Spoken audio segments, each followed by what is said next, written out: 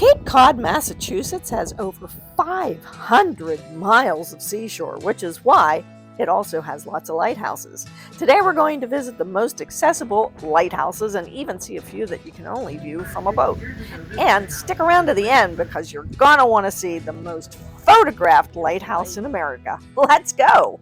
That big old lighthouse behind us there is the Highland Lighthouse, which is one of the oldest on Cape Cod. I believe it was the first one built.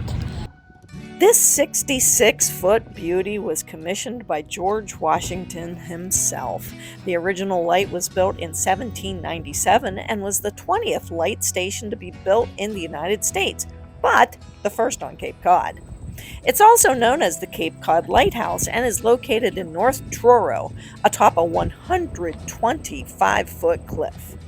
In the 1990s, erosion had brought the light within 100 feet of the cliff's edge, so the Truro Historical Society raised funds and, with the help of state and federal grants, moved the structure back 450 feet where it stands today. The lighthouse is still used by the Coast Guard as a navigational aid and is open for tours during the season. Our next stop is Eastham, where we'll see the Nauset Light. Now, this red and white lighthouse might look familiar to you because it's the lighthouse on the Cape Cod potato chip bag. The tower stands 48 feet high and was moved here in 1923 from nearby Chatham. In 1996, this light also had to be moved back 300 feet when the cliff it stood on had eroded to within 35 feet of its base. This is a great stop if you have kids or a larger vehicle like an RV because there's a huge parking area, beach access, and bathhouses. You need to put this one on your list. You don't want to miss it. We just saw the Nauset Lighthouse, which is on the Cape Cod potato chip bag. And now we're going to go back on this trail to the Three Sisters Lighthouse. You can see the Nauset light right up there. That's really cool. Anyway, the Three Sisters were here first. They were taken down a long time ago and used for various things like restaurants, hot dog stands, cabins. Someone has purchased them all back, and now they stand again, not as beacons, but as a remembrance to the Three Sisters of Nauset. There's one sister.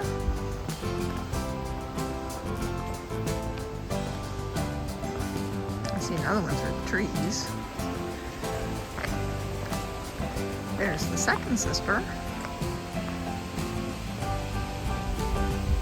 Not sure where number 3 is. Here someplace. Ah, there it is. 2 of the lights were sold in 1911 for $3.50 at public auction. Then in 1965, the National Park Service was able to get those 2 lights back, and then in 1975, all 3 towers came back together and are sitting in their original orientation. Our next light is best seen by boat. The Sandy Neck Lighthouse marks the Barnstable Harbor. It was built in 1826 and then rebuilt in the same location in 1857. The current tower stands 48 feet tall and is fully automated. The light shares its location with a small cottage community that are mostly over 100 years old and still all individually owned. The primary industry of this community? Cranberries.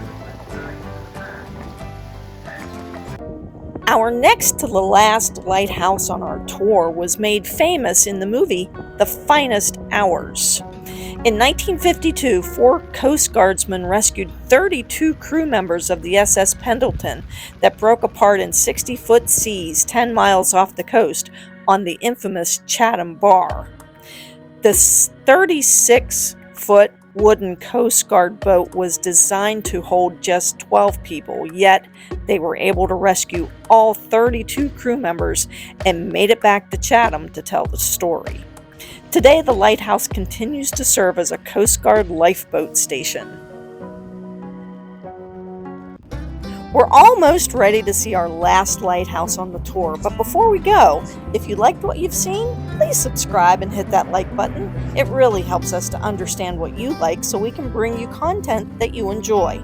Now, on to the last lighthouse. Well, we've made it. The last lighthouse on the tour is the Nobska Lighthouse. So we made it here to Nobska. What do you think? It is beautiful. Holy cow. Martha's Vineyard's over there. Woods Hole Passage is over there.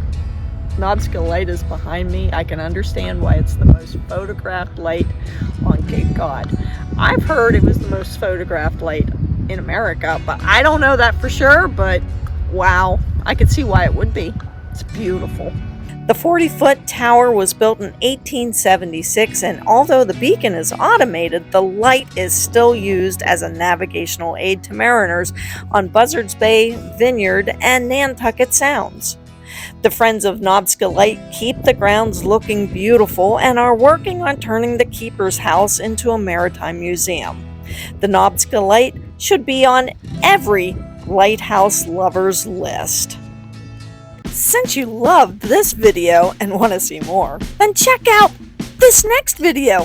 You're gonna love it!